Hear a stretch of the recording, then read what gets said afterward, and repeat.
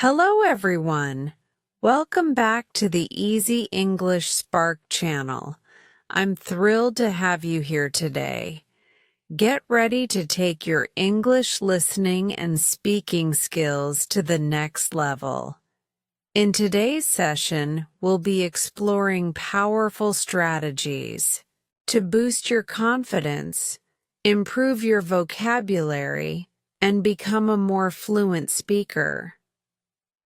We'll dive into the art of listening with purpose and discover how to practice speaking in a way that feels natural. So, let's jump in and spark up your English learning journey. Chapter 1: Starting the Journey. Hello, everyone. My name is Selena. And today I want to share with you something that completely changed my life: learning English. It wasn't just about the language itself, but the way it opened up new opportunities and transformed the way I see the world. So, let me take you through my journey of learning English and how it made me feel more confident, connected, and empowered. When I first started learning English, I was scared. I didn't know many words, and my accent sounded so different from the way others spoke. I remember feeling like I would never get the hang of it, and I even thought that people might not understand me. But despite all the fear, I didn't give up. I pushed through it, and I want to tell you that if I can do it, so can you. Learning English wasn't an overnight process for me. It didn't happen in a day or a week. It was a slow and steady journey, just like a baby learns to walk. At first, babies can barely stand, and they fall over a lot, but they keep trying. They get up again and again, learning bit by bit. That's how I approached learning English. Every day I took small steps. I began with the basics, just like any new language learner.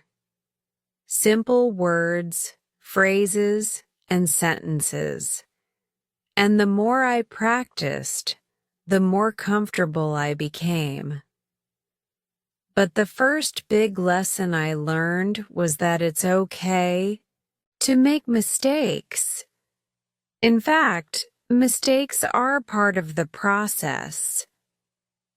In the beginning, I was afraid to speak out loud because I didn't want to make a mistake. I was afraid of saying the wrong word or mispronouncing something. But over time, I realized that if I didn't speak, I couldn't improve. Learning English is a lot like learning to ride a bike or swim. The first time you try, it feels awkward and challenging. But the more you practice, the easier it becomes. And eventually, it feels natural. I promise you, the more you speak, the easier it will get. So, don't be afraid to start, even if you make mistakes. One thing that really helped me was remembering that learning a language is a process. It's like climbing a mountain. You don't reach the top in one giant leap. You take one step at a time. And just like climbing a mountain, there will be moments when you feel exhausted, frustrated, or even ready to quit. But the key is to keep going. The more you push yourself, the closer you get to the top. In the early days, I often felt shy to speak, even when I knew a word. I worried people would laugh at me or think I was silly. But then I learned something important. People are kind, and most of the time, they really want to help. If I didn't speak, I would never get better. So, I decided to speak anyway. I started with small conversations, talking to friends or family, and eventually, I felt more comfortable with my voice and my words. Every time I spoke, I got a little bit better. It wasn't just about learning the vocabulary or grammar. It was about finding my confidence to communicate. I realized that it's okay if I don't know every word. You don't need to speak perfectly to be understood. Simple words are enough, and people will appreciate that you're making the effort.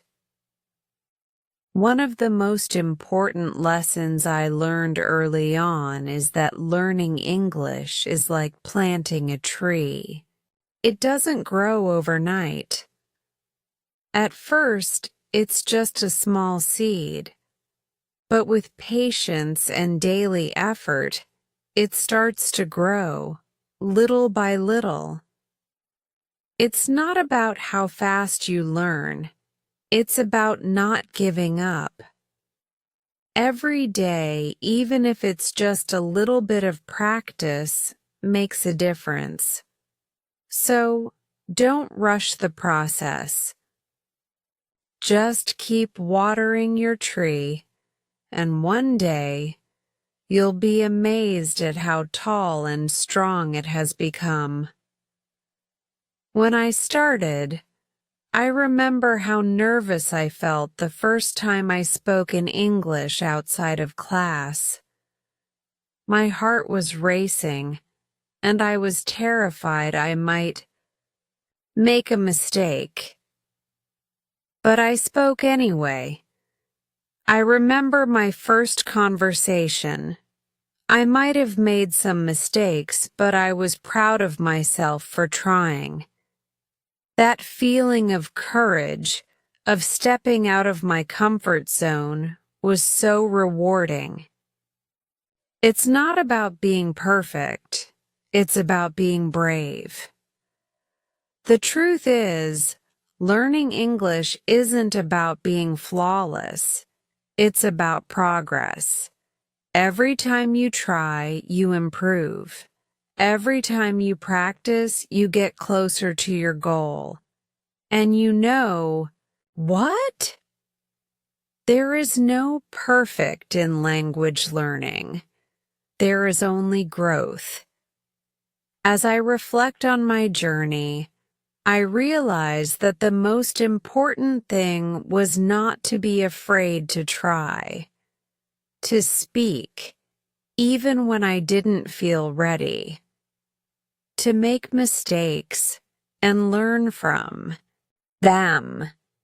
And now I can communicate in ways I never thought possible before. So my advice to you is this: don't be afraid. Start today.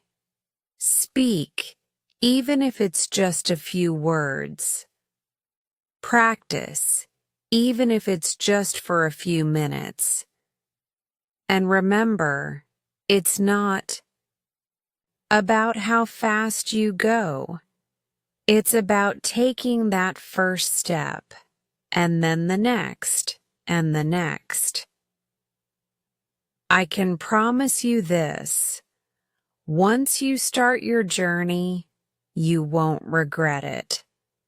Keep going, and one day you'll look back and realize just how far you've come. Let's start this journey together. Chapter 2: The power of practice. Hello again, everyone.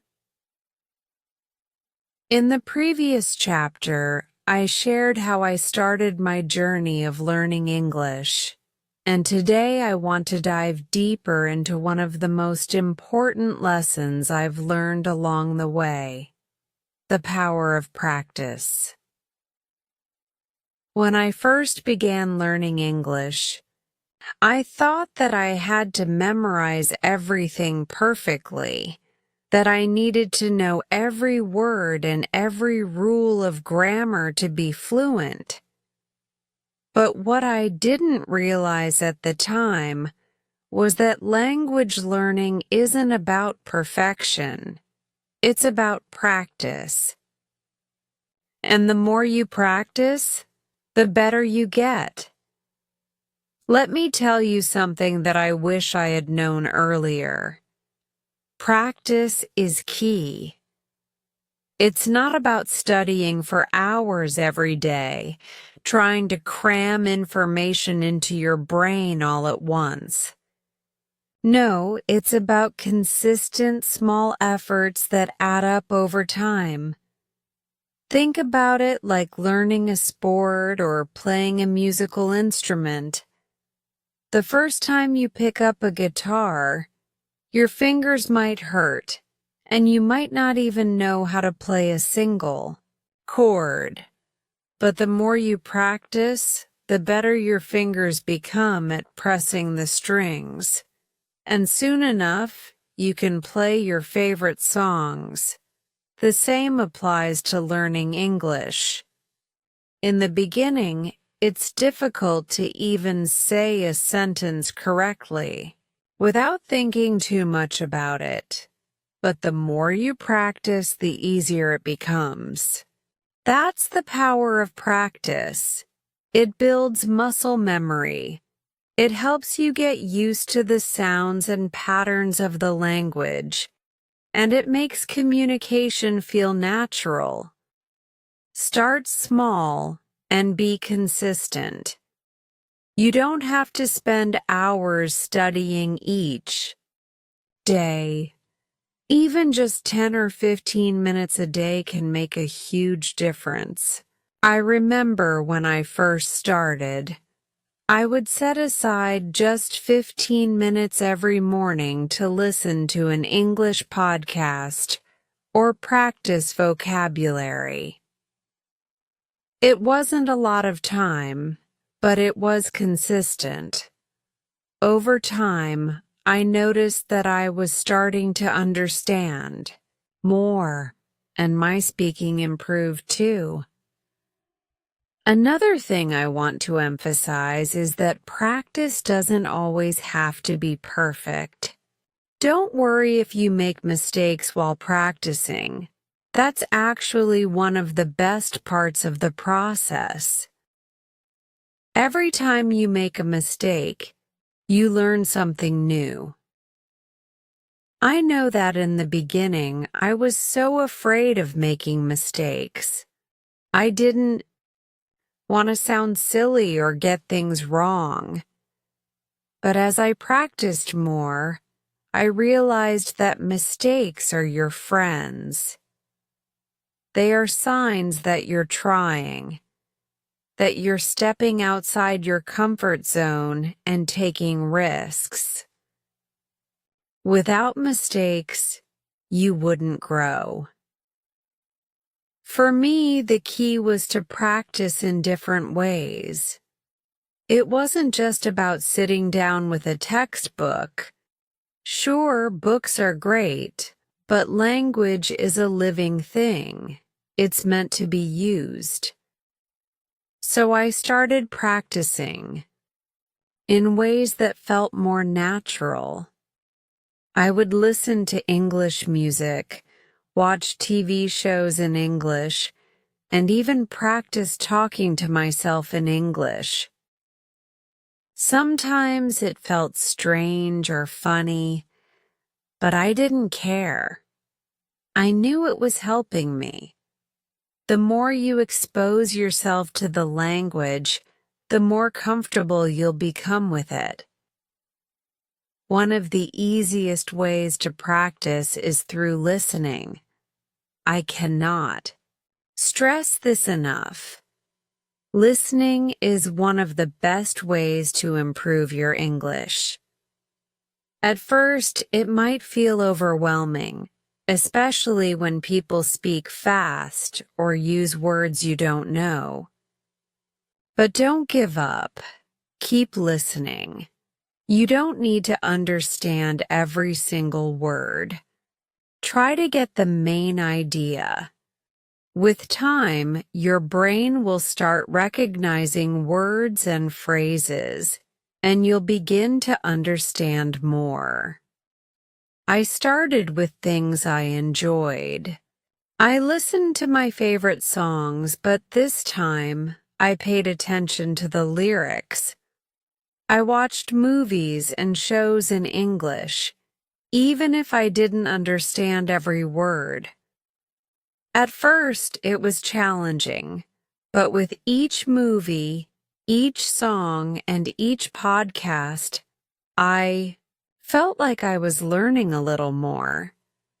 And over time, it became easier to catch the words and phrases I'd heard before. Another powerful tool for practice is speaking. Now I know speaking can be intimidating, especially if you're afraid of making mistakes. But let me tell you, speaking is where the magic happens. This is where everything comes together. When you speak, you're using the words and structures you've learned, and you're strengthening your ability to communicate.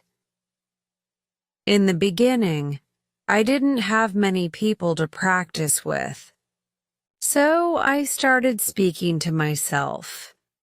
I would talk about my day, or I'd practice asking myself questions and answering them. It felt a little awkward, but the more I did it, the more confident I became. Eventually, I started practicing with friends, family members, and even online language partners. Speaking English became something I looked forward to, and I slowly started to feel like I was improving. But here's the thing. It's not about speaking perfectly. It's about communication. If you're able to express your thoughts, even if it's not with perfect grammar or vocabulary, you've succeeded. And the more you practice speaking, the easier it will be to express yourself. Over time, I began to speak more fluidly. My confidence grew, and the fear of making mistakes began to fade. Another great way to practice is through reading. When I first started reading in English, it felt like the words were too big and the sentences too long. But I didn't let that stop me. I started with simple children's books, and I slowly worked my way up to more difficult materials. I didn't try to understand every single word at first. I focused on understanding the general meaning of the story, and I would look up words I didn't know. As I read more, I learned new vocabulary, and my understanding of grammar improved. I also kept a language journal where I would write down new words or phrases I learned each day. It helped me reinforce what I'd learned and gave me a sense of progress. Writing in English every day, even just a few sentences, helped me express my thoughts more clearly and improved my overall skills. So, the key takeaway from today is this: don't rush. You don't need to become fluent overnight. Practice consistently, even if it's just for a short time each day. The more you practice, the more you'll improve. It's about making the language a part of your daily life. Listen, speak, read, and write in English regularly, and before you know it, you'll be amazed at how much progress you've made. As I continued my journey, I learned that practice is not just about putting in the time. It's about making the effort to engage with the language every day, in different ways, and without fear of mistakes. So start today, and remember, practice makes progress. Chapter 3: Conquering the Fear. Hello, everyone. Welcome back to the journey of learning English. In the last chapter, we talked about the power of practice and how small, consistent efforts lead to big results. But today, I want to dive into something that holds many of us back when learning a new language: fear. When I first started speaking English, I was absolutely terrified. My heart would race, my palms would sweat, and I would feel this wave of anxiety wash over me every time I had to speak. And the funny thing is, it wasn't even about speaking in front of a crowd or giving a big presentation. It was simply the fear of talking to someone in English, especially if they were a native speaker. I know that many of you can relate.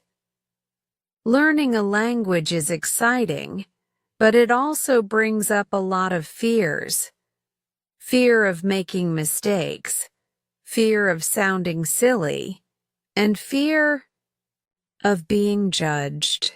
And these fears can be paralyzing. I spent a lot of time avoiding speaking, thinking that if I didn't speak, then I couldn't make mistakes. But I was wrong. The truth is, making mistakes is an essential part of learning. I remember the first time I spoke to someone in English outside of a classroom setting. I had learned the basics: greetings, introductions, and a few phrases, but I was so scared to use them. I kept worrying. What if I said the wrong word? What if I said something funny and they laughed? Would they think I was stupid? But you know what? When I finally spoke, it was such a relief. The person I was speaking with didn't laugh at me.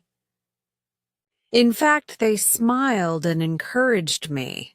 That moment was a turning point for me. I realized that the fear I had in my mind was much worse than the reality of speaking English. And from that point on, I learned to embrace the fear instead of letting it stop me.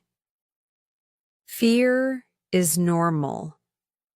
Everyone feels it when they're trying something new, especially when it involves making mistakes in front of others. But if you let fear hold you back, you'll never improve. And that's the key. You have to speak in order to get better. Let's take a moment and think about the fear we face when speaking English. Why are we so afraid? Often, it's because we don't want to look silly or because we're afraid of being judged. But here's the thing. Most people aren't judging you. In fact, most people are impressed by your effort. They know how hard it is to learn a new language, and they appreciate it when you try. I remember one time I was speaking to a friend, and I made a mistake with a word I had just learned. I said it completely wrong, but instead of correcting me in a harsh way, my friend smiled and gently said, "It's okay. I understood what you meant." That moment made me feel so much better, and it gave me the confidence to keep going. Making mistakes is not something to be ashamed of. Every mistake you make is an opportunity to learn.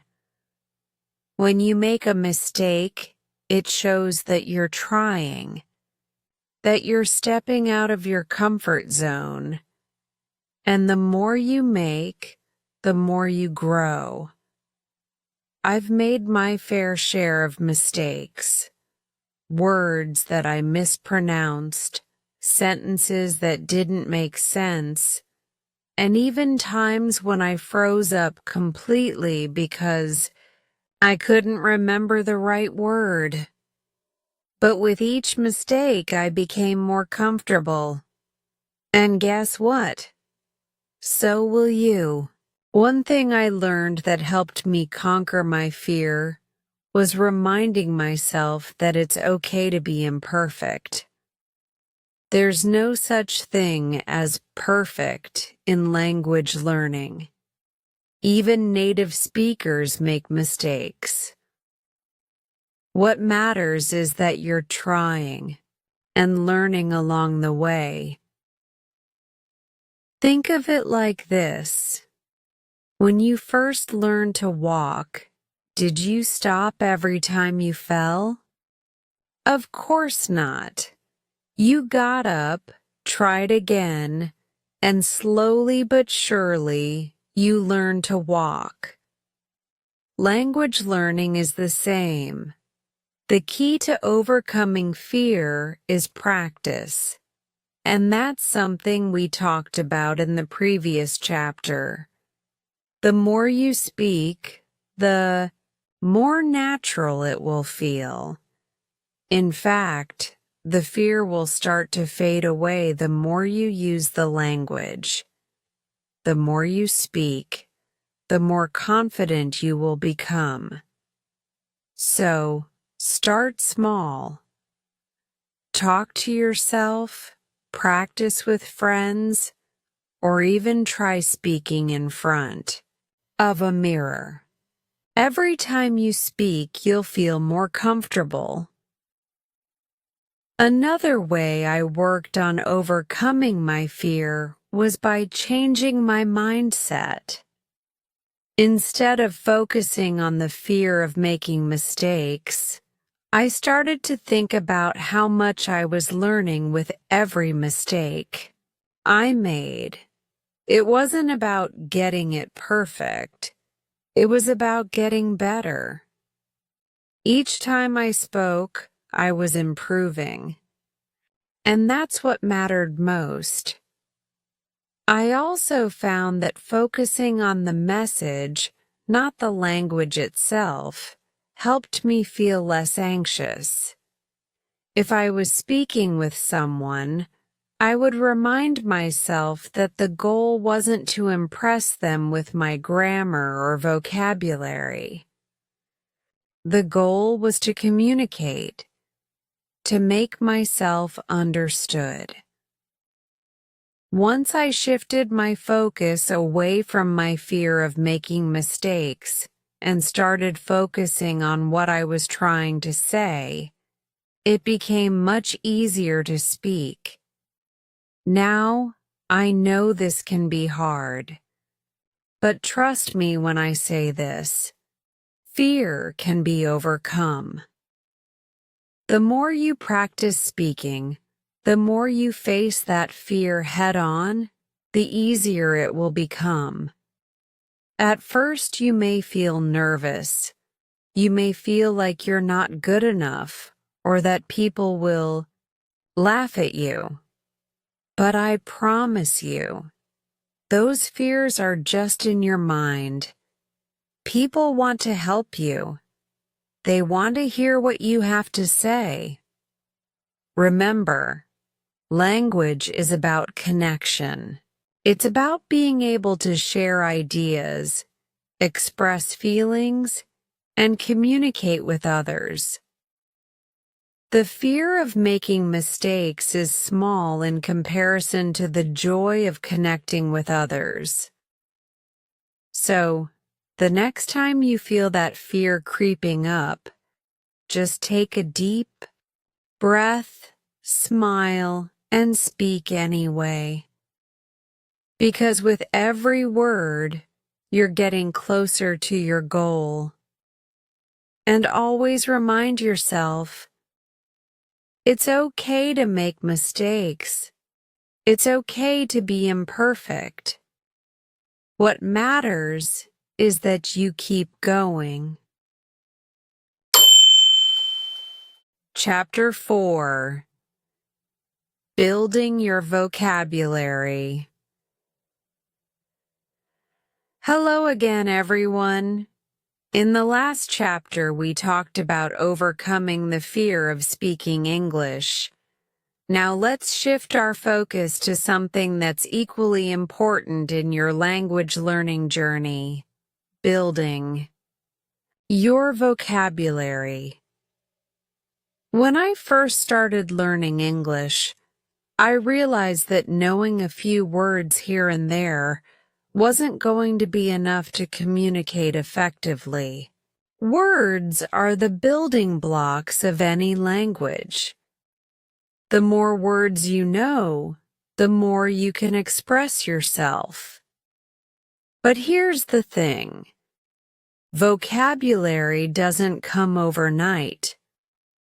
It takes time, effort, and consistency to grow your word bank. But with the right techniques, it can be fun and rewarding. So where do you start? Well, the first thing I want to emphasize is starting with the basics. When I began learning English, I focused on the most common words, the ones I'd need for daily conversations. Words like hello, goodbye, please, thank you, yes, and no are essential. These are the building blocks, and they help you in almost any situation. Once you have these down, you'll feel more confident in everyday interactions. But of course, you can't stop there. The next step is to build your vocabulary based on your daily life and interests. Think about the things you do every day, your routine, your hobbies, the places you go. For me, I started learning words related to my daily life, like names for food, places, actions, and feelings. For example, I learned how to name the things in my kitchen, the objects in my room, and the activities I enjoy. Learning words related to your life makes it much easier to remember them because they're practical and relevant. Let's say you like cooking, for example. Learn the names of ingredients, kitchen tools, and cooking verbs like bake, fry, or grill. The more you connect new words to things that matter to you, the more they'll stick in your memory. Now, Let's talk about reading.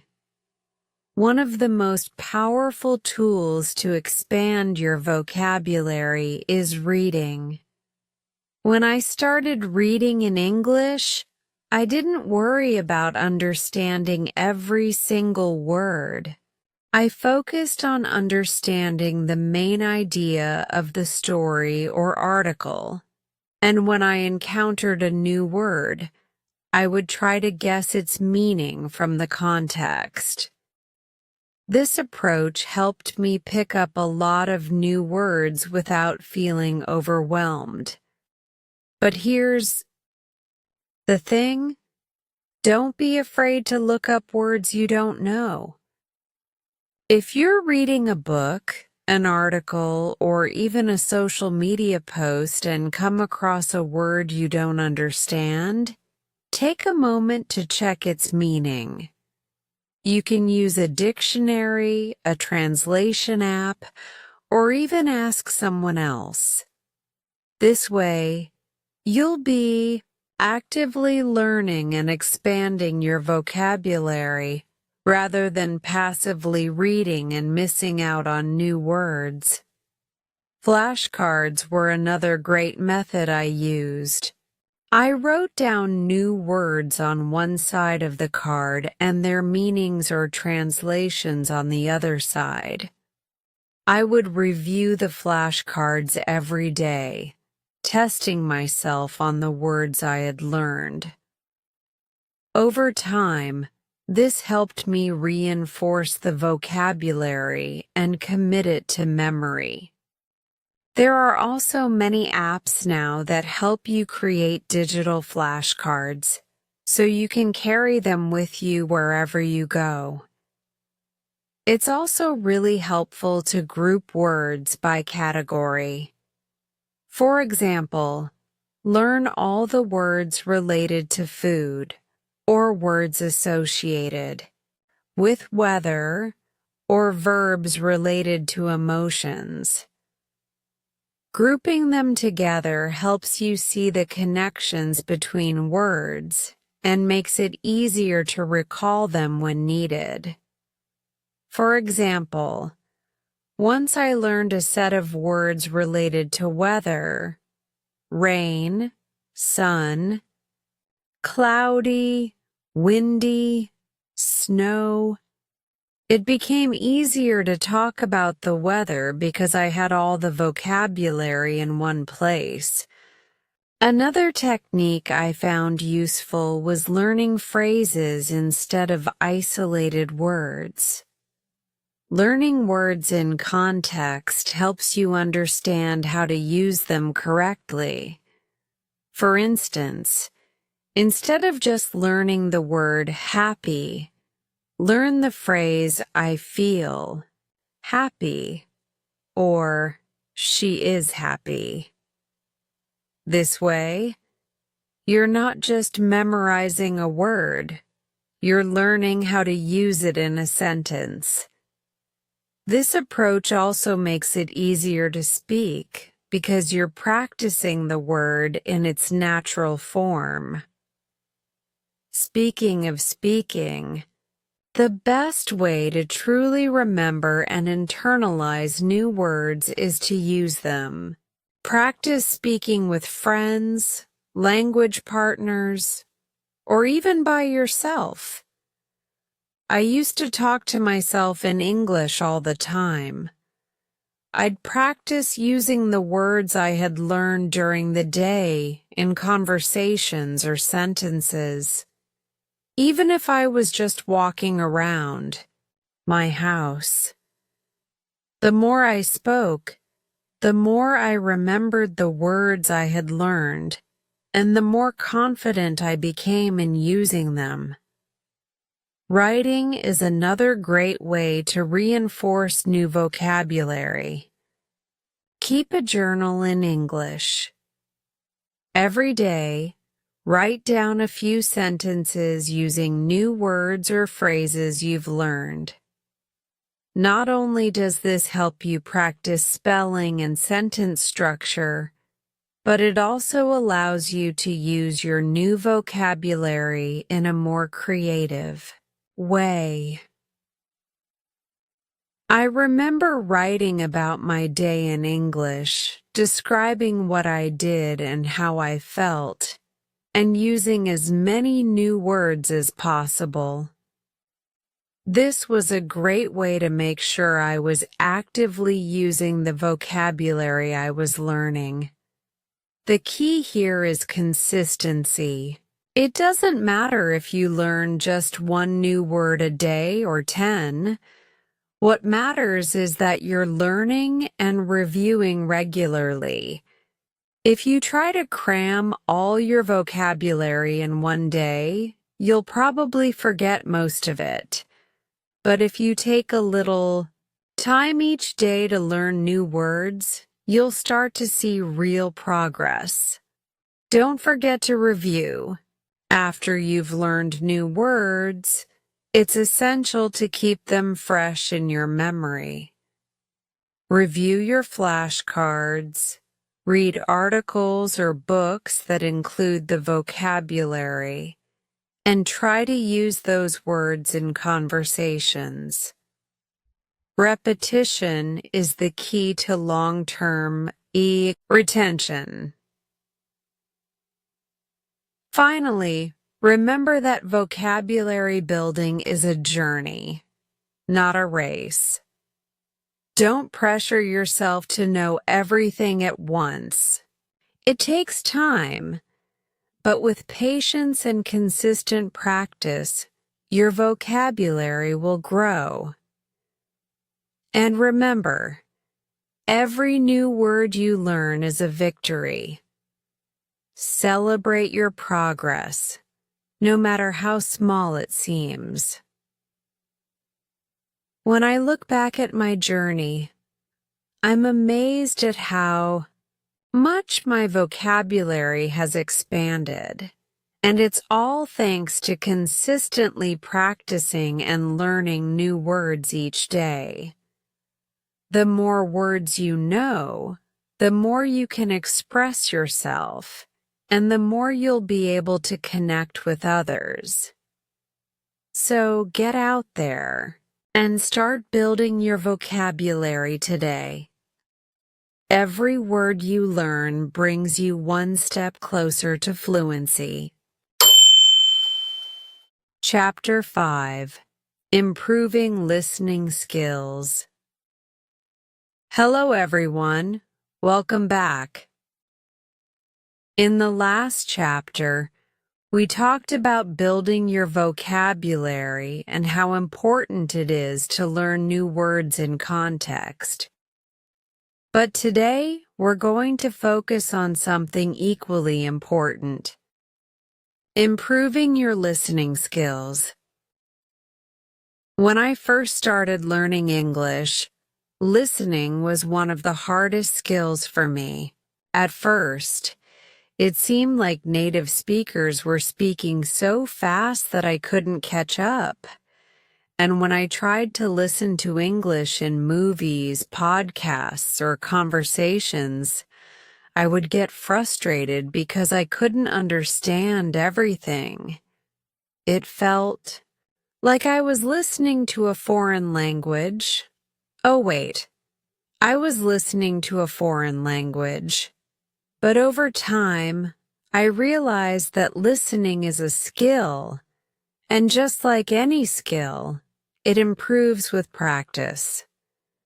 So, in this chapter, I want to share with you how I improved my listening skills and how you can do the same. Step 1. Start slow and steady. When I first began listening to English audio, I started with slow-paced materials. I didn't jump straight into fast, natural conversations or complex podcasts. Instead, I found listening materials designed for English learners, materials where the speakers spoke clearly and at a slower pace. I listened to audiobooks for beginners, watched children's TV shows, and listened to podcasts made specifically for learners. These kinds of resources are a great starting point because they help you get used to the sounds of English without feeling overwhelmed. Don't expect to understand everything in the beginning. That's normal. What's important is to practice every day. Start with content you can manage. As you get more comfortable, you can challenge yourself with faster-paced materials. Step 2. Listen actively. Active listening is different from just hearing sounds. When you actively listen, you engage with the material.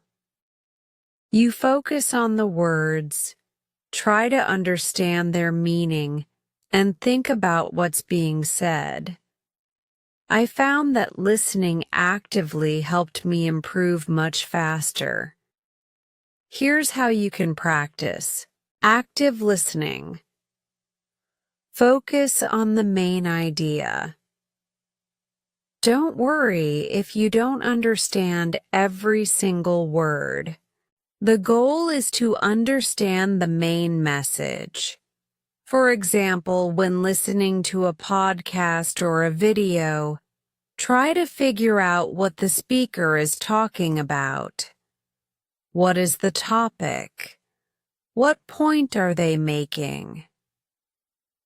Take notes. I often took notes while listening. Jotting down key points helped me remember and reinforce what I had just heard.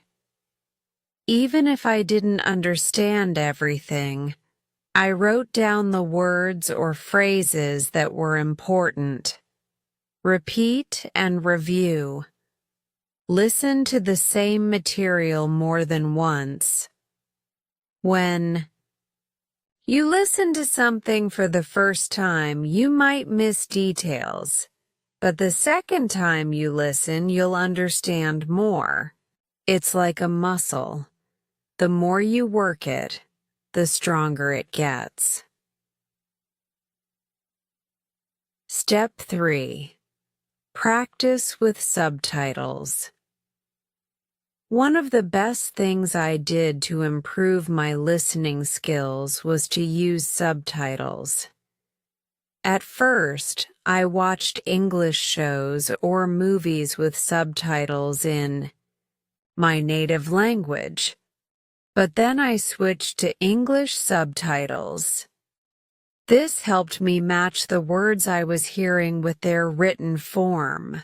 It also helped me understand new vocabulary and context, which is so important when you're learning a language. If you're watching a TV show or listening to a podcast, try turning on the English subtitles. This way, you can read along and understand better. If you don't understand a word, pause the video and look it up.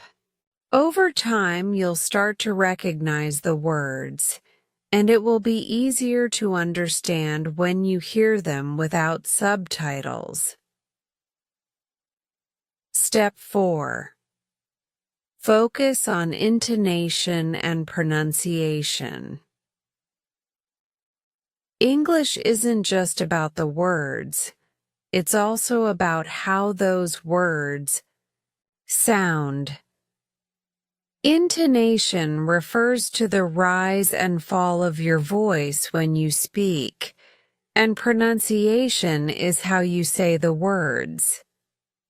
Native speakers often use different tones and emphasis, and it can change the meaning of a sentence. For example, A sentence like, "She's going to the store," can be said in different ways, and the intonation can make it sound like a statement, a question, or even a surprise. When I was improving my listening skills, I paid attention to the intonation of speakers. I listened to how they stressed certain words and how their voices rose and fell. This helped me understand the emotional tone of the conversation and also helped me sound more natural when I spoke. I tried repeating what I heard with the same intonation to practice sounding more natural myself. Step 5. Listen to different accents.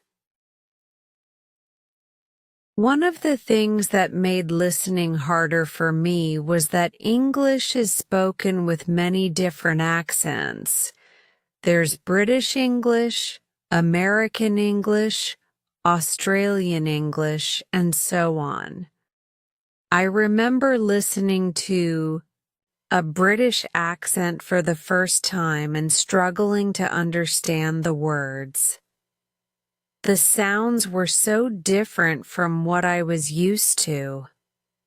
But that's the beauty of learning a language. It's not just about one accent or one way of speaking. Exposure to different accents is essential because it helps you understand English as it's spoken around the world. I recommend listening to a variety of English accents, even if they feel challenging at first.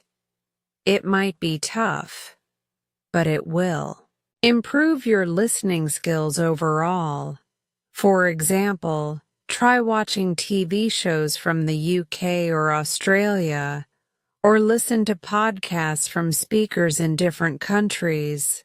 As you hear more accents, your ear will get used to the differences, and it will be easier to understand a wide range of speakers.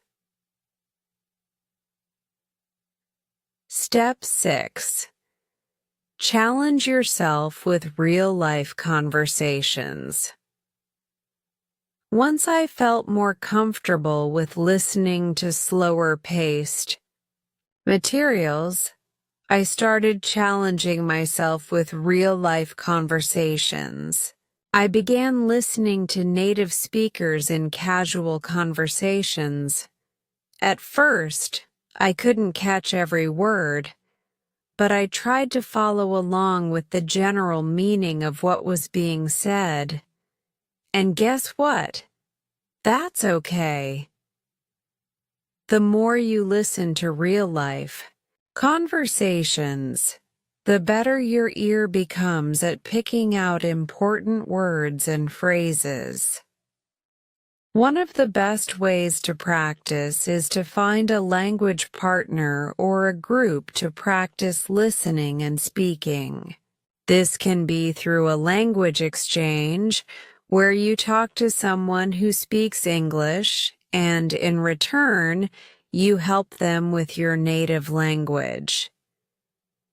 It's a fun and interactive way to improve your listening skills, because you're listening to people speak naturally.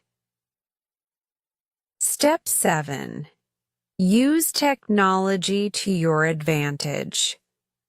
There are so many tools and apps now that make listening practice fun and easy.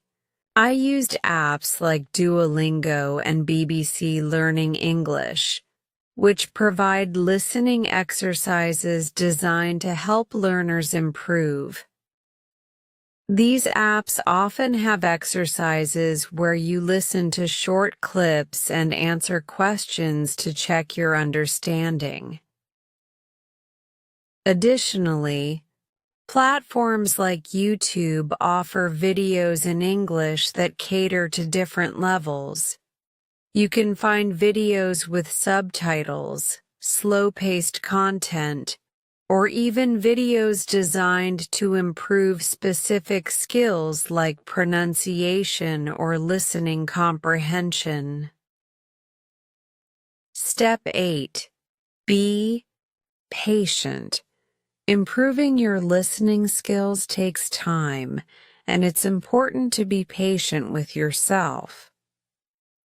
In the beginning, you might not understand everything, and that's okay.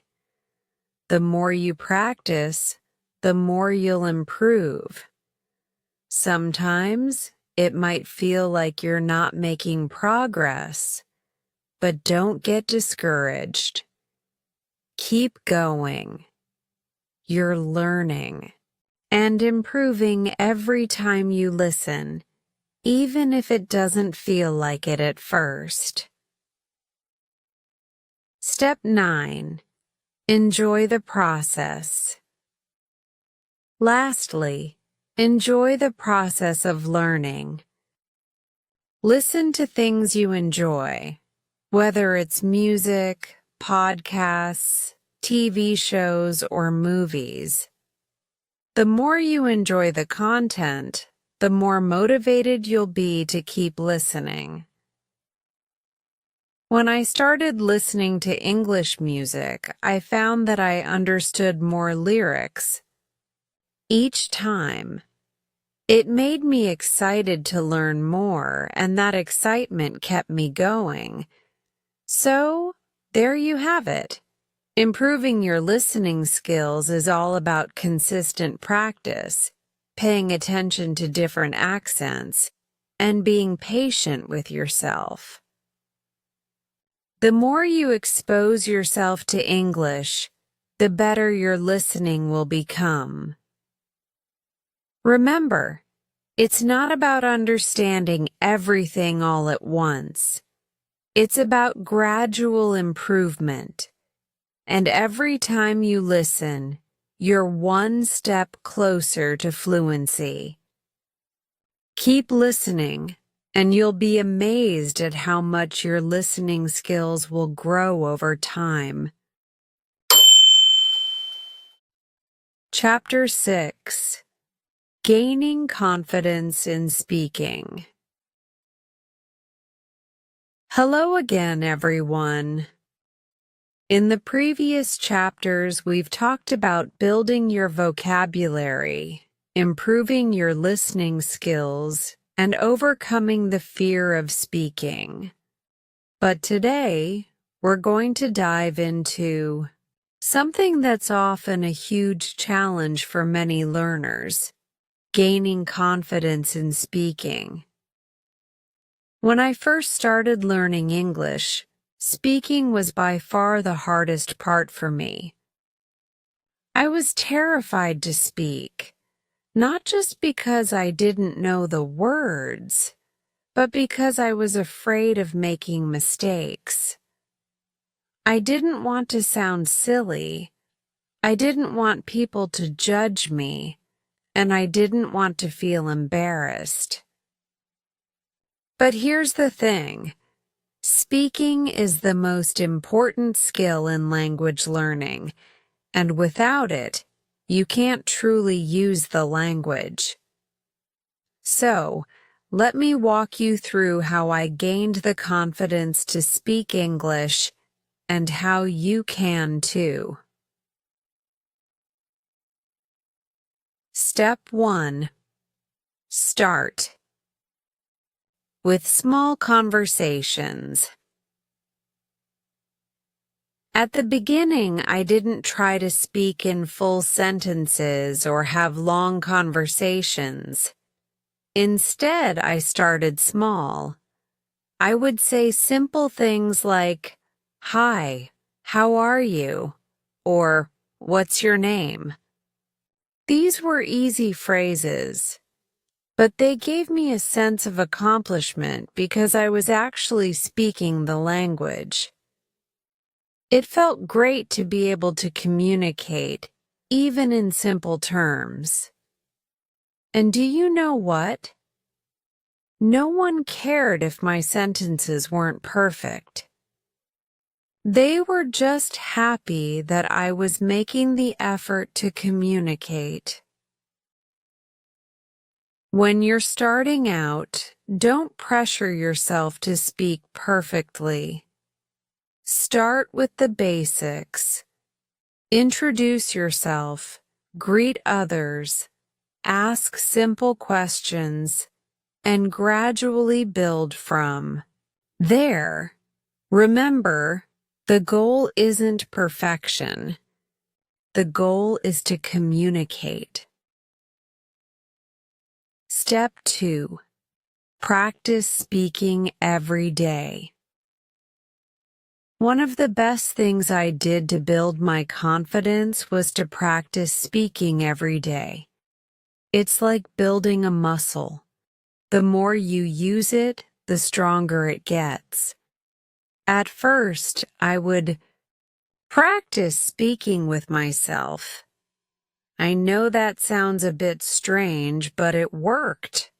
I would talk to myself in English about my day, describe things around me, or even pretend I was having a conversation with someone. You don't need a partner to practice speaking every day. You can start by speaking to yourself. Try to describe what you're doing as you do it. For example, if you're cooking, you could say, "I'm cutting the vegetables. Now I'm stirring the soup."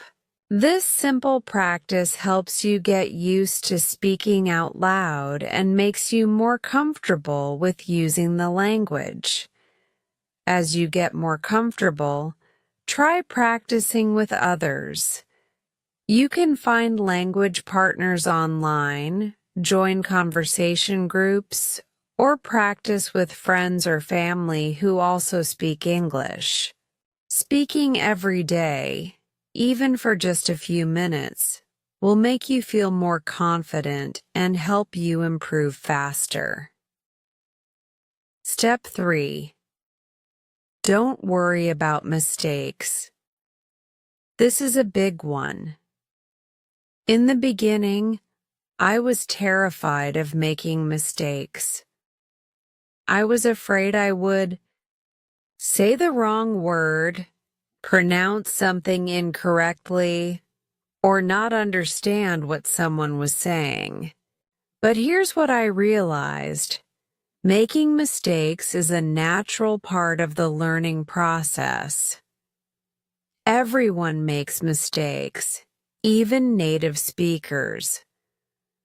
The most important thing is that you're trying, and every mistake is an opportunity to improve. When I first started speaking English, I made a lot of mistakes. Sometimes I would mix up words, or my accent would be hard to understand. But every time I spoke, I learned something new. The more I practiced, the fewer mistakes I made, and the more confident I became in my ability to communicate. So don't be afraid of making mistakes. Embrace them. Every mistake you make is a step forward. The only way to get better at speaking is to keep speaking, even when you're unsure. Remember, it's about progress, not perfection. Step 4. Speak slowly and clearly. One thing that really helped me gain confidence was speaking slowly.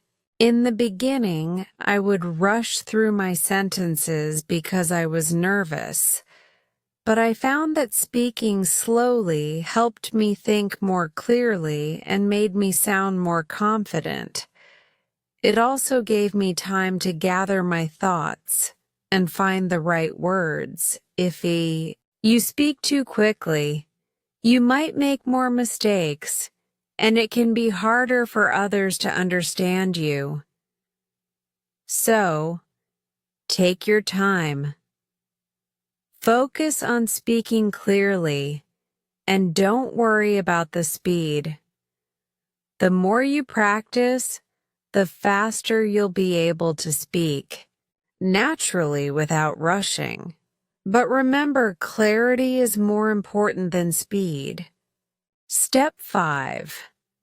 Focus on communication, not perfection. One of the biggest mindset shifts that helped me gain confidence was focusing on communication, not perfection. When you speak a language, the goal is to get your message across. It doesn't matter if your grammar isn't perfect or if you don't know every single word. What matters is that you're able to communicate your ideas and make yourself understood. In the beginning, I would focus too much on grammar and vocabulary, which made me nervous. But once I shifted my focus to simply expressing myself, I felt more at ease. If you focus too much on getting every detail right, you'll end up holding back. Instead, just speak. The more you practice, the more natural it will feel. Step 6. Use body language to help. Another great way to boost your confidence when speaking English is to use body language. Speaking isn't just about words. It's also about how you express yourself.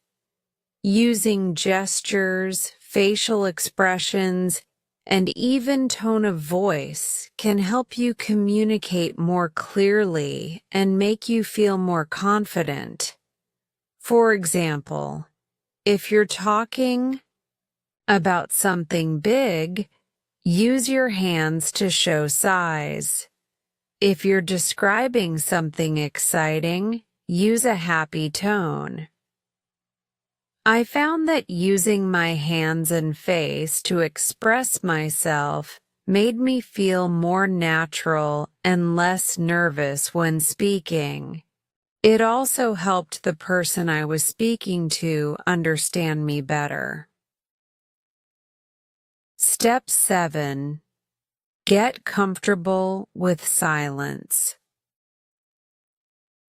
One of the things I struggled with when I first started speaking English was feeling uncomfortable with silence. I was afraid that if I didn't speak immediately, people would think I didn't know what I was talking about. But here's the truth. Silence is okay. It's normal to take a moment to think before you respond. You don't need to fill every pause with words. If you need time to think of the right word or structure, take it. The more you practice, the less time you'll need to find your words. But in the beginning, it's okay to pause. It's better to take your time and say something correct than to rush and make mistakes. Step 8. Celebrate your progress. Every time you speak in English, no matter how small the conversation, celebrate your progress. It's easy to get discouraged when you don't feel like you're improving fast enough, but remember that every step counts. Every word you say, every sentence you form is a victory. Celebrate those wins because they add up. I remember when I first held a conversation in English without feeling completely nervous. It was a huge milestone for me. And each time after that, I felt more confident in my ability to speak. Take pride in your progress and don't be too hard on yourself. Every time you speak, you're improving, and that's something to be proud of. So, to wrap up this chapter on gaining confidence in speaking, remember this: confidence comes with practice. Start small, speak every day, embrace your mistakes, and focus on communication. Don't worry about perfection. Use body language to help express yourself. Get comfortable with silence, and celebrate every little victory along the way. The more you practice, the more confident you'll become, and soon enough, speaking English will feel as natural as speaking your native language. You've got this, and I believe in you. Chapter 7: Reading to Improve English. Hello, everyone. Welcome back to the journey of learning English. In the previous chapters, we've talked about gaining confidence in speaking, building your vocabulary, and improving your listening skills. Today, I'm excited to share with you one of the most enjoyable and effective ways to improve your English: reading. When I first started learning English, I didn't realize just how powerful reading could be in helping me improve. At first, I found reading in English to be a little intimidating. The sentences were longer, the words were unfamiliar, and the grammar seemed confusing. But over time, I realized that reading is one of the best ways to learn a new language, and it can actually be a lot of fun. So let's dive into how reading can improve your English and how you can use it to take your skills to the next level. Step 1. Start with simple texts. When I first started reading in English, I didn't dive straight into novels or complex texts. Instead, I began with simpler materials, like children's books, short stories, and easy articles. These materials were designed for beginners and used simpler vocabulary and sentence structures. This helped me build my confidence in reading without feeling overwhelmed. If you're just starting out, pick books or articles that match your current level. Don't rush into advanced texts. Start with something that feels manageable. It's important to find reading materials that are easy enough to understand, but still challenge you to learn new words and phrases. For example, you can start with Graded Readers, which are books specifically written for language learners at different levels. These books use controlled vocabulary and grammar that's suitable for beginners, intermediate, and advanced learners. Step 2. Focus on the main idea. When you first begin reading in English, it's easy to get bogged down by all the new words. But here's the secret. Focus on the main idea. You don't need to understand every single word in the text. Instead, try to understand the overall meaning of the passage. This is called reading for gist, and it's an important skill for any language learner. When I was reading in English, I would often find myself looking up words I didn't know. But after a while, I realized that I didn't need to do that all the time. Sometimes it's better to guess the meaning of unfamiliar words from the context. Focus on what you can understand, and don't worry too much about the words you miss. For example, when reading a story, pay attention to the characters, the setting, and the events happening. Even if you don't know every single word, you can usually follow the plot by paying attention to the context and clues in the text. Step 3. Use a dictionary wisely. At some point, you'll likely encounter words that you don't know. When this happens, don't panic. Using a dictionary is great, but try not to interrupt your reading too much. I made the mistake of constantly looking up every word I didn't understand in the beginning. However, I soon realized that stopping every few seconds to look up a word could break my flow and make the reading process much slower. Instead, I learned to use the dictionary more wisely. I would read the passage first and then go back and look up a few key words that were essential to understanding the text. If a word didn't seem important to the overall meaning, I would leave it and try to infer its meaning later. You'll often find that as you read more, you start to recognize words more quickly and need to look them up less. Another trick is to use context clues. The words or sentences around the unfamiliar word often give you enough information to guess the meaning.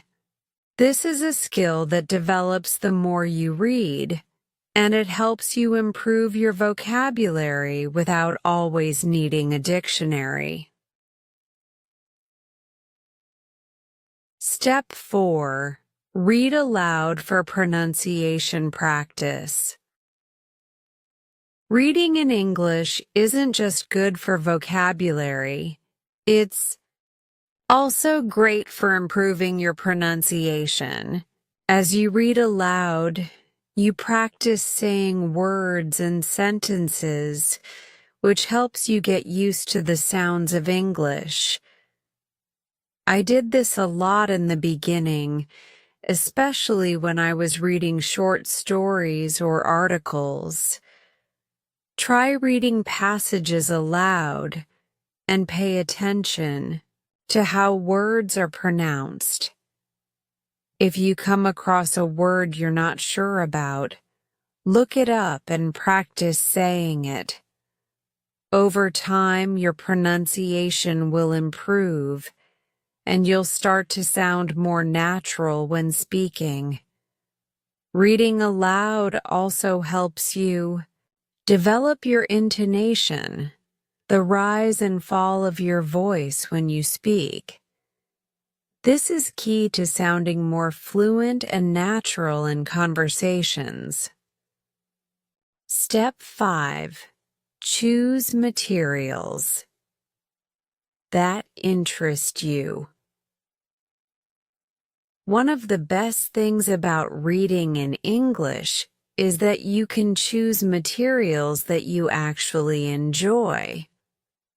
When I was learning, I found that I was much more motivated to read when I picked topics that I found interesting. Whether it was a book about travel, a blog post about technology, or an article about a hobby I enjoyed, reading became a lot more fun when it aligned with my interests.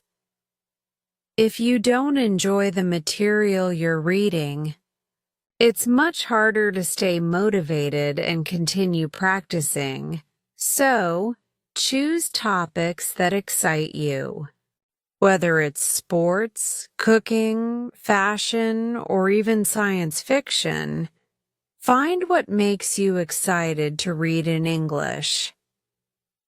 There are so many resources available online, including news articles, blogs, ebooks, and social media posts that cover every topic imaginable.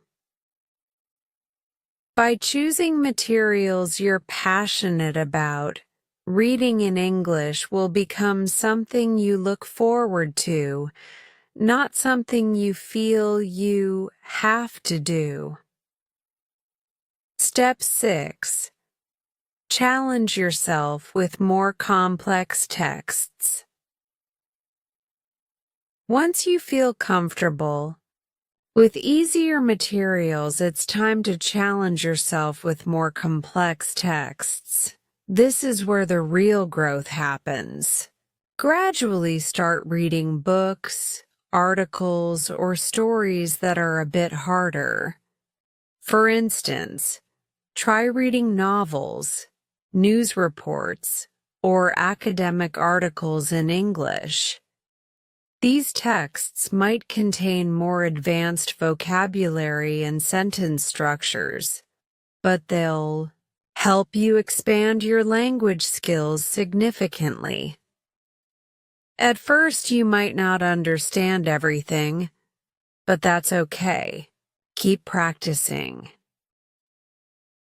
You don't need to understand every word or sentence to get the gist of the text. With more exposure to complex texts, you'll start to develop a better understanding of grammar and sentence structure. You'll also encounter new words and phrases that will enrich your vocabulary even further. Step 7. Read regularly and make it a habit. The most important part of improving your reading skills is to read regularly. When I first started, I made it a habit to read every day, even if it was just for 10 or 15 minutes. Consistency is key when it comes to language learning. By reading every day, you'll gradually increase your exposure to English and improve your skills in ways that are hard to measure at first. You don't need to read for hours at a time. Start small and try to make reading a part of your daily routine.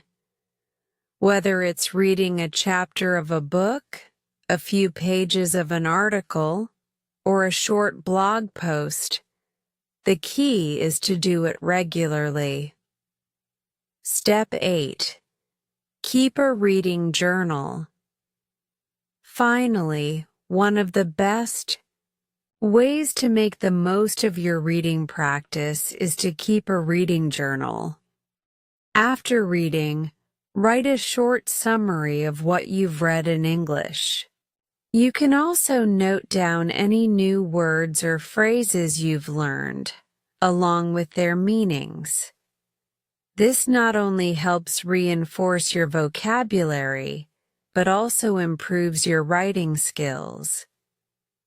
If you want, you can make your journal more creative by writing your own thoughts or reactions to the text you've read. This is a great way to practice writing and keep track of your progress over time. In conclusion, reading is one of the most powerful tools in improving your English. It helps you expand your vocabulary, improve your grammar, and practice pronunciation. The key is to start with simple texts. Focus on the main idea, use a dictionary wisely, and gradually challenge yourself with more complex materials. Read things that interest you. Make it a daily habit, and most importantly, enjoy the process. Remember, every page you turn, every word you learn, brings you one step closer to fluency. Keep reading, and you'll see how much your English improves over time. Chapter 8. Writing as a Learning Tool. Hello, everyone. Welcome back to our language learning journey. In the previous chapters, we've discussed building vocabulary, improving listening skills, gaining confidence in speaking, and how reading can be such a valuable tool for learning English. But today, we're going to focus on another essential skill: writing.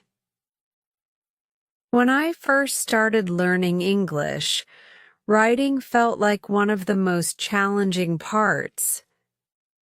I didn't always know how to structure my sentences correctly, and I was often unsure about how to express my ideas. But over time, I realized that writing is one of the most powerful tools for learning and improving English. It allows you to put together all the knowledge you've gained in vocabulary, grammar, and pronunciation, and use it to express your thoughts more clearly. In this chapter, I want to walk you through how writing can help you improve your English, and how you can use it effectively to accelerate your learning. Step 1. Start with simple writing tasks. When I first started writing in English, I didn't try to write long essays or complex paragraphs. Instead, I focused on simple tasks. I began by writing short sentences about my day, things I liked, or even describing objects around me. Starting small helped me get comfortable with writing in English without feeling overwhelmed. If you're just starting out, you can start by writing short descriptions of your routine daily journal entries, simple emails or messages to friends or family in English. The goal isn't to create perfect writing, but to get used to forming sentences in English. As you gain confidence, you can gradually work your way up to more complex writing tasks. Step 2. Keep a writing journal. One of the best things I did early on was keep a writing journal. Every day, I wrote a few sentences about my day in English. It didn't have to be anything fancy, just a brief summary of what I did, how I felt, or something interesting that happened. The key was consistency. By writing every day, I practiced using new vocabulary and sentence structures that I had learned. You don't have to write a lot. Even just 5 to 10 minutes of writing each day will help you improve. Over time, you'll start to see patterns in your writing and notice areas where you can improve. It's a great way to track your progress as well. Looking back at your early journal entries will show you just how much you've learned. Step 3. Don't worry about perfection. One of the biggest mistakes I made when I first started writing was that I worried too much about making everything perfect. I would spend hours looking up every word and correcting every mistake, but I realized that this wasn't helping me improve.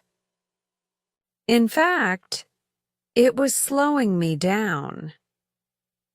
Here's the truth. Your writing doesn't need to be perfect. It's not about getting every word or punctuation mark right.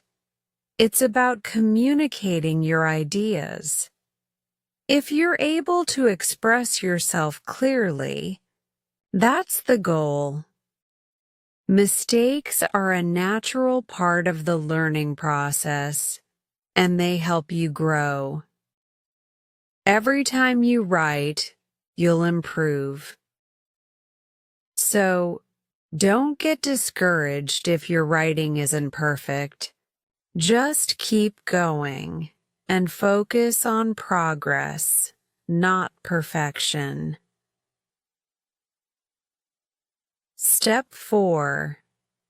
Expand your vocabulary. Through writing.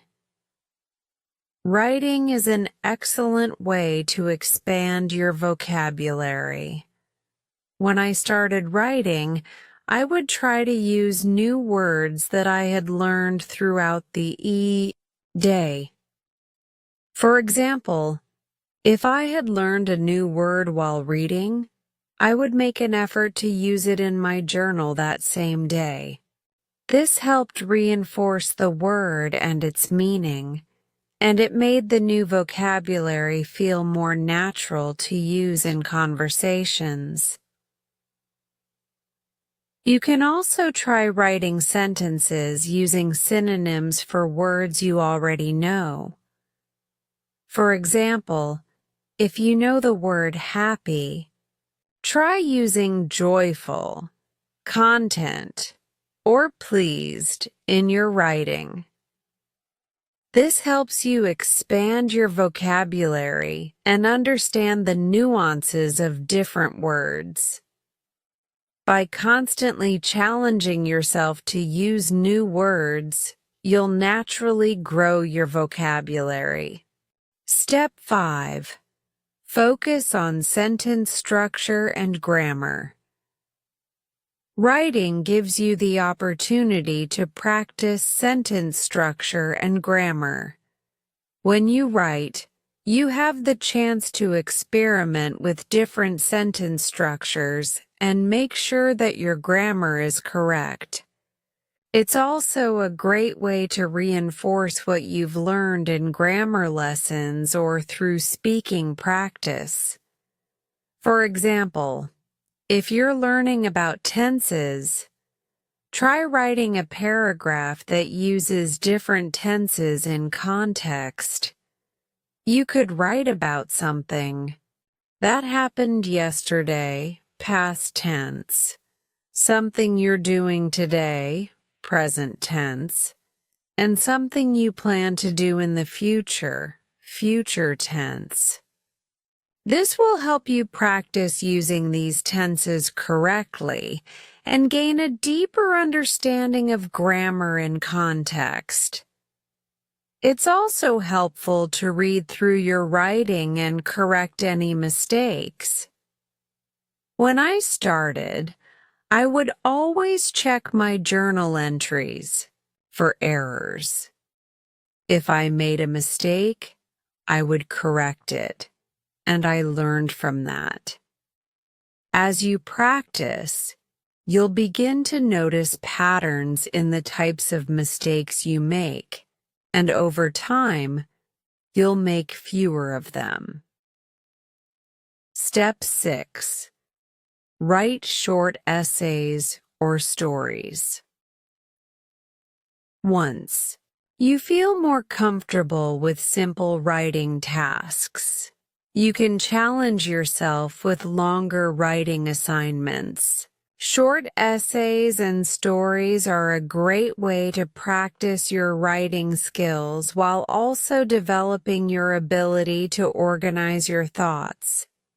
Start by writing short essays about familiar topics, such as my favorite hobby, a memorable trip I took.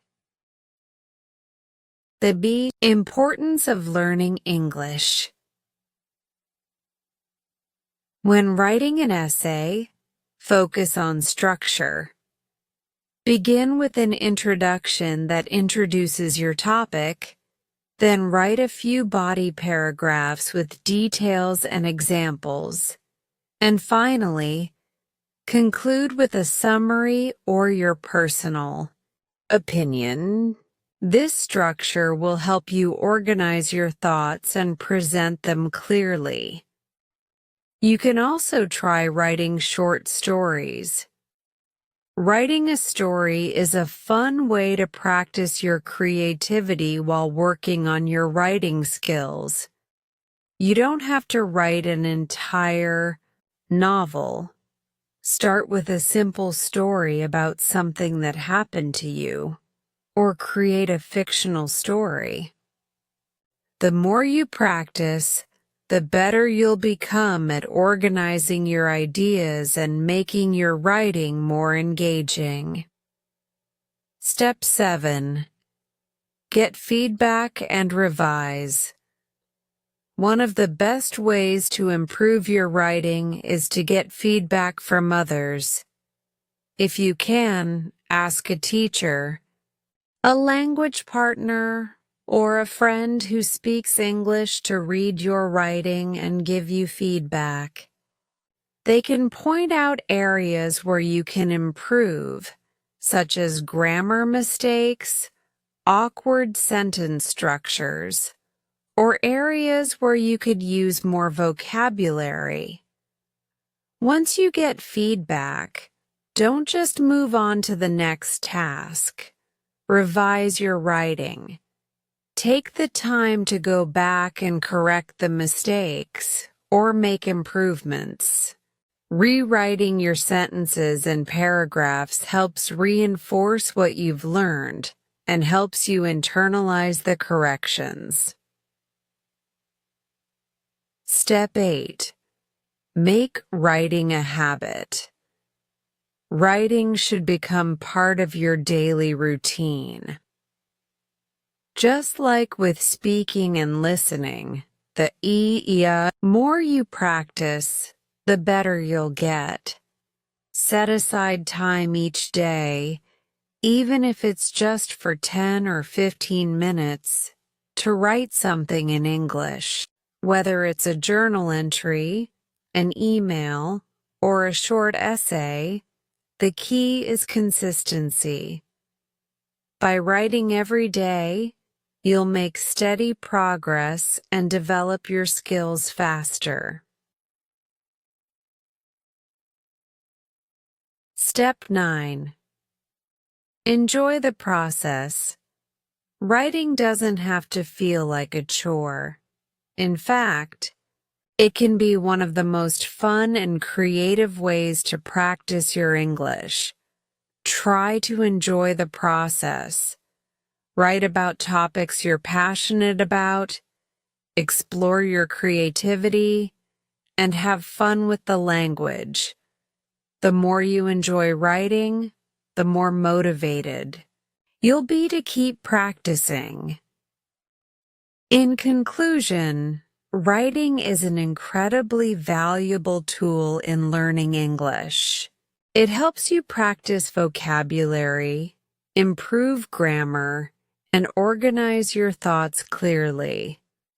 Start small, don't worry about perfection, and focus on consistency. Write every day, get feedback, and gradually challenge yourself with more complex writing. tasks, and most importantly, enjoy the process. Remember, every sentence you write brings you one step closer to fluency. So, grab a pen and start writing today. You've got this. Chapter 9. Becoming a Confident Speaker. Hello, everyone. Welcome back to our journey of learning English. In the previous chapters, we've covered a lot of ground. Building your vocabulary, improving your listening skills, gaining confidence in speaking, and using writing as a tool for learning. But today, we're going to dive deep into something that many learners struggle with: becoming a confident speaker. When I first started learning English, speaking was the hardest part for me. I was nervous, self-conscious, and I doubted myself. Constantly. I feared making mistakes, being misunderstood, or being judged by others. But over time, I realized that confidence in speaking comes with practice and the right mindset. In this chapter, I'm going to share with you how I built my confidence as a speaker and how you can do the same. Step 1. Start speaking early. One of the biggest mistakes I made when learning English was waiting too long to start speaking. Thought I needed to be perfect before I could speak, but I quickly learned that this is a mistake. The truth is, the more you speak, the more confident you'll become. When I first started learning, I would practice speaking with myself. I would describe what I was doing, talk about my day, or simply repeat phrases I had learned. It felt awkward at first, but the more I spoke, the more comfortable I became with using the language. Don't wait until you feel perfect. Start speaking right away. Even if you only know a few words or phrases, it's enough to start a conversation. Start. By speaking simple sentences like "My name is Selena" or "I like to read books." These are easy phrases, but they are a great way to begin.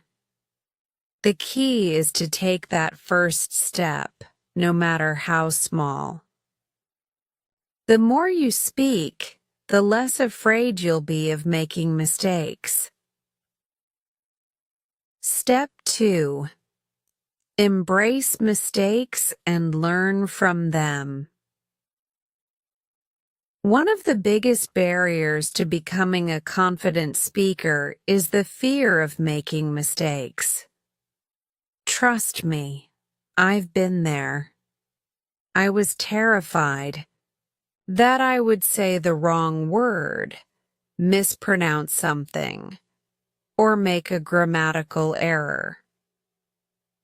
But here's what I've learned. Mistakes are a part of the learning process, and they are actually a great opportunity to improve. In the beginning, I made a lot of mistakes when speaking English. Sometimes people didn't understand me, or I misused a word, but I didn't let that stop me. Instead, I used those mistakes as learning moments. Every time I made a mistake, I made a note of it and made sure to practice that part again. I realized that making mistakes is a sign that you're trying, and that's what matters most. If you're afraid of making mistakes, remember this: no one speaks perfectly all the time. Even native speakers make mistakes. What matters is that you keep going, keep speaking, and learn from your errors. The more you practice, the fewer mistakes you'll make, and the more confident you'll become. Step 3. Practice speaking regularly. Confidence in speaking doesn't happen overnight. It takes consistent practice. One of the best things I did to improve my speaking was to practice regularly. Whether it was with a language partner, in a study group, or even speaking to myself in the mirror, I made sure to speak every day. Consistency is key to building confidence. You don't have to speak for hours every day, but practicing even for 10-15 minutes a day can make a huge difference. You can practice by talking about your day, telling a story, or even explaining something you learned. The more you speak, the more natural it will feel. If you don't have anyone to practice with, don't worry. You can still practice by speaking to yourself, recording your voice, or using language apps that allow you to speak with native speakers. There are so many resources out there that can help you practice speaking, even if you're on your own. Step 4. Focus on communication, not perfection. One of the things that helped me build confidence was shifting my focus from perfection to communication. When I first started speaking, I was so focused on getting everything perfect that it made me nervous. But then I realized that the goal of speaking a language isn't to be perfect. It's to communicate your ideas clearly. If you focus too much on perfection, you'll freeze up and make it harder to speak. Instead, focus on expressing your thoughts. Even if your grammar isn't perfect or if you don't know every word, the more you focus on getting your message across, the more confident you'll become.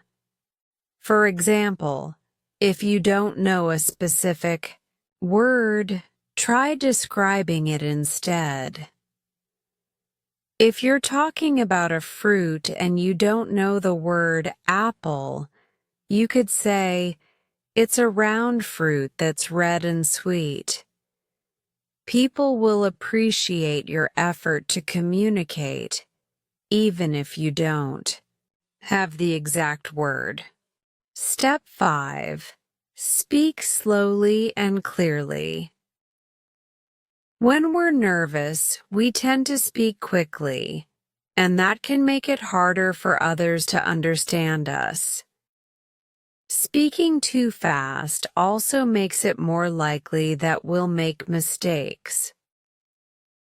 One of the things I did to build my confidence was to speak slowly and clearly. At first, it felt uncomfortable to slow down my speech, but I quickly realized that it made me sound more confident and allowed me to focus on what I was saying. Speaking slowly also gives you more time to think about your words and sentence structure. so you're less likely to make mistakes. Don't worry about speaking fast. It's better to speak slowly and be understood than to rush and make mistakes. Plus, the more you practice speaking slowly and clearly, the more natural it will become. Step 6. Use body language. When speaking in English, don't forget about body language. Body language is a powerful tool in communication, and it can help you feel more confident. You can use hand gestures, facial expressions, and posture to emphasize what you're saying. I found that using body language made me feel more comfortable when speaking. It gave me a way to express myself beyond just words, and it made my conversations feel more natural. If you're talking about something big, use your hands to show the size. If you're excited, let your face show it. The more you use body language, the more confident you'll feel. Step 7. Record yourself speaking. Another great way to build confidence in speaking is to record yourself. This might sound strange at first, but trust me, it's incredibly helpful. When I first started, I recorded myself speaking about different topics in English. Then I would listen to the recordings and evaluate myself. I would pay attention to my pronunciation, the clarity of my speech, and any mistakes I made. Recording yourself gives you a chance to reflect on your progress and see where you need to improve. It also helps you become more comfortable with hearing your own voice, which is a big part of building confidence in speaking. Don't be afraid to listen to your recordings and point out areas for improvement. It's all part of the learning process. Step 8. Surround yourself with English. One of the most effective ways to build confidence in speaking is to surround yourself with English as much as possible. Watch movies and TV shows in English. Listen to English podcasts, and try to use English in your daily life. The more you're exposed to the language, the more confident you'll feel using it. I made it a habit to watch TV shows and movies in English, and even though I didn't understand everything at first, it helped me get used to the rhythm and flow of the language. I would watch with subtitles at first, and gradually challenge myself to watch without them. It gave me more exposure to real-life conversations, and over time, my confidence in speaking improved. Step 9. Celebrate your progress. Finally, celebrate your progress. Every time you speak in English, whether it's a small conversation or a long discussion, you're improving. Don't focus only on the mistakes or things you don't know yet. Take a moment to appreciate how far you've come.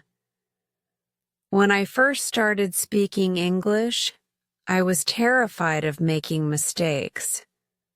But now, I look back and realize just how much I've grown. Every conversation, every mistake, and every success has brought me closer to fluency. So celebrate every small victory along the way. Whether it's having a 5-minute conversation in English, successfully ordering food in English, or simply speaking for the first time without hesitation, celebrate those moments. They are all part of your journey to becoming a confident speaker. In conclusion, building confidence in speaking is a gradual process that requires practice, patience, and the right mindset.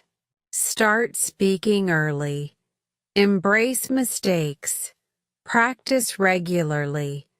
Focus on communication, and speak slowly and clearly.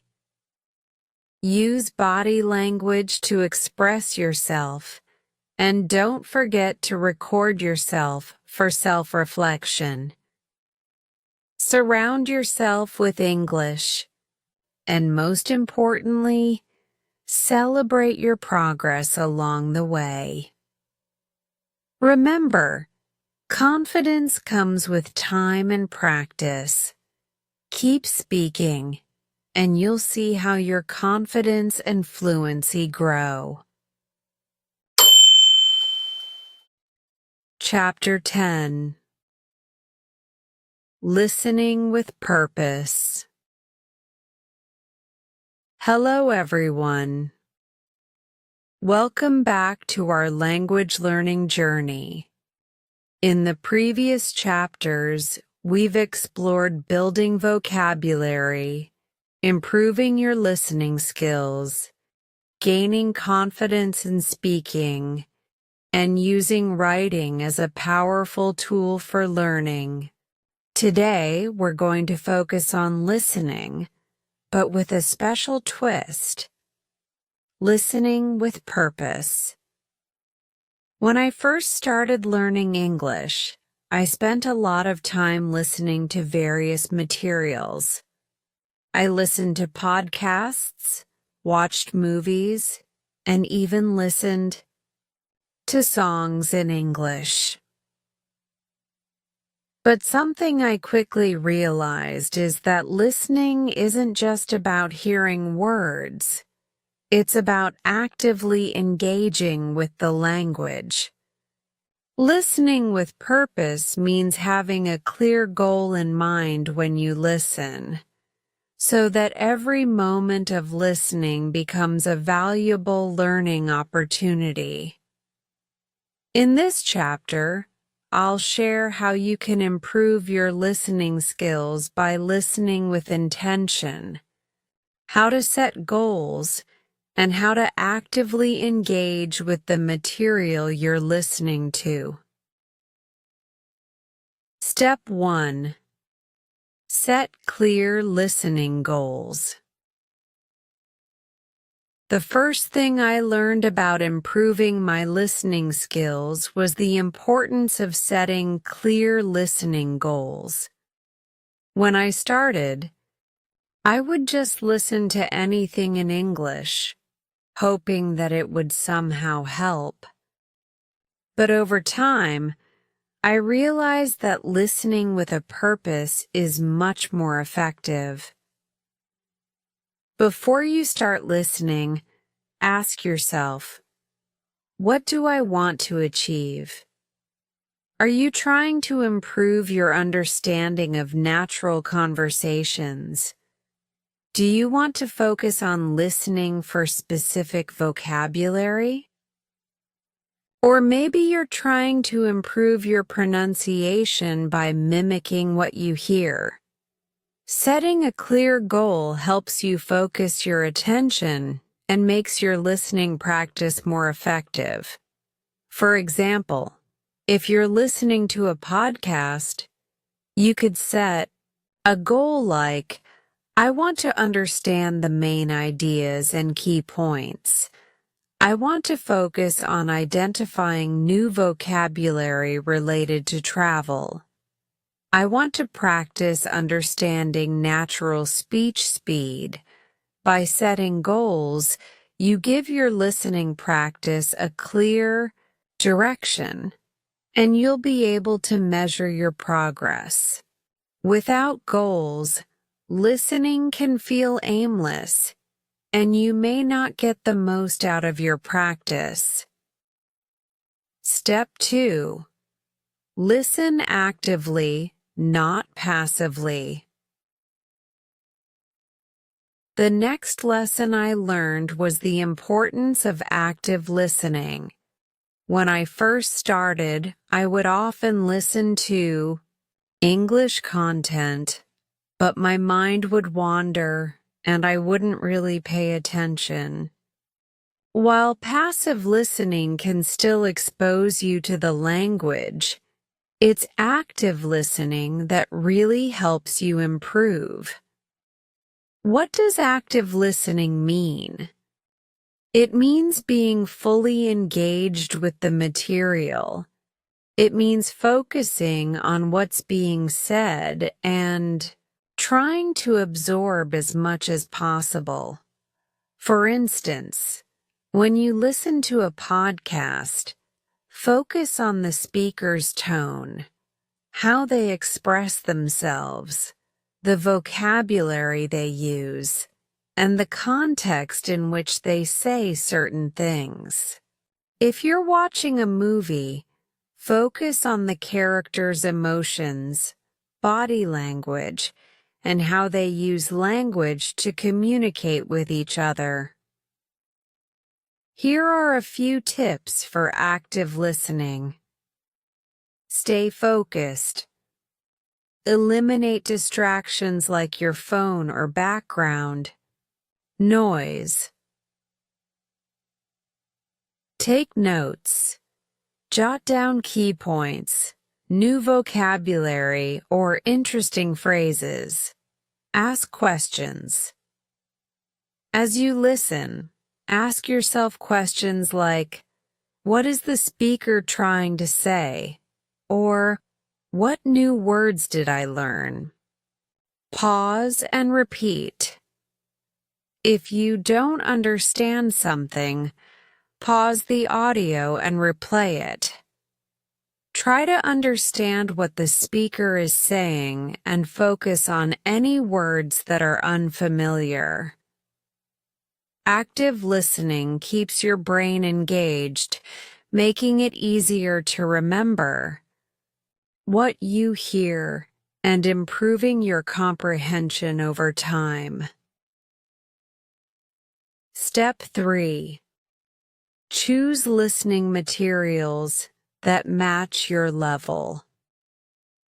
In the beginning, I made the mistake of choosing materials that were way too advanced for me. I would get frustrated because I couldn't understand everything, and it felt like a waste of time. Over time, I learned to choose listening materials that match my current level. If you're a beginner, you might want to start with slower-paced podcasts, children's books, or even audiobooks designed for English learners. As you progress, you can move to more challenging materials like news broadcasts, TV shows, and movies. The goal is to challenge yourself, but not overwhelm yourself. If the material is too difficult, you'll miss too much, and it can feel discouraging. On the other hand, if it's too easy, you won't be stretching your skills. Find that balance between challenging yourself and feeling comfortable enough to understand what you're hearing. Step 4. Use subtitles and transcripts. One of the most useful tools I used when learning English was subtitles. At first, I would watch movies or shows with English subtitles. This helped me connect the words I was hearing with how they were written. Over time, I transitioned to watching content without subtitles, but the key was to use subtitles strategically. When watching content with subtitles, read along while listening. This reinforces vocabulary and helps you recognize how words are pronounced. It also helps you understand the context and meaning behind the words, which is crucial for language learners. For podcasts or audiobooks, many platforms offer transcripts of the audio. Reading the transcript while listening allows you to see the words, and if you don't understand something, you can immediately check the transcript. This makes the listening practice more interactive and helps you learn faster. Step 5. Listen for specific details. When I started actively listening, I realized that I could break my listening practice into smaller goals. For example, I might focus on listening for specific details. Instead of just trying to understand the entire conversation, I'd listen for certain things, like specific information, numbers, dates, or vocabulary. This technique makes your listening practice more focused and allows you to hone in on certain aspects of the language. Let's say you're listening to an interview or a podcast. You could set a goal to listen for dates, places, or names mentioned in the conversation. This will help you improve your ability to pick out important details and will also make your listening practice more active. Listening for specific details is especially helpful in real-life situations, like when you're listening to someone talk about a recent trip or giving you instructions. You'll get better at identifying the key pieces of information and remembering them. Step 6. Mimic the speaker. One of the best ways to improve your pronunciation, fluency, and listening comprehension is to mimic the speaker. This technique is called shadowing, and it involves listening to a speaker and immediately repeating what they say. By mimicking the speaker, you practice pronunciation, rhythm, and intonation. When I started shadowing, I would listen to short clips of English. Speakers pause and repeat what they said, trying to match their speed and pronunciation. This helped me improve my own speaking, but it also trained my ear to understand English at a faster pace. Plus, it helped me get used to the rhythm and flow of natural English conversations. Shadowing is an incredibly powerful technique, and it's something you can practice with podcasts, movies, or any audio material that interests you. Step 7. Be patient and consistent. Finally, one of the most important things I learned while improving my listening skills is the importance of patience and consistency. Listening is a skill that takes time to develop. At first, it can be frustrating because you might not understand everything, and you might feel like you're not making progress. but the key is to keep practicing regularly and stay patient with yourself. I didn't improve my listening skills overnight. But as I kept listening to English every day, even if it was just for 10-15 minutes, I started noticing improvements. Slowly, I became more comfortable with faster speech, more complex vocabulary, and understanding natural English conversations. Over time, it became second nature, and I could understand much more of what I heard. Step 8. Enjoy the process. One of the most important things I realized about listening is that it should be enjoyable.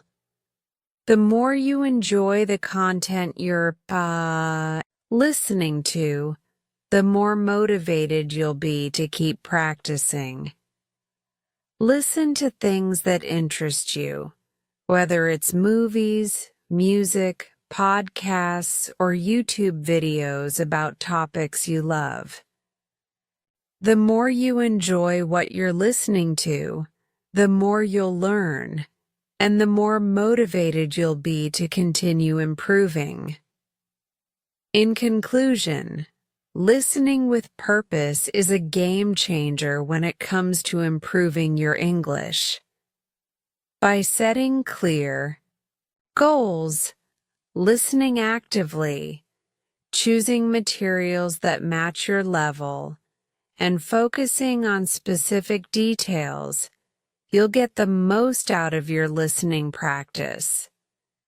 Don't forget to mimic the speaker, be patient, and enjoy the process. Remember, listening is a skill that improves with consistent practice. So, the next time you listen to English, do it with purpose. Stay focused and keep practicing every day. You'll be amazed at how quickly your listening skills improve, and soon, understanding English will become second nature. Great work today! Every moment you spend practicing brings you closer to mastering your English listening and speaking skills. Remember, progress comes with patience and consistency.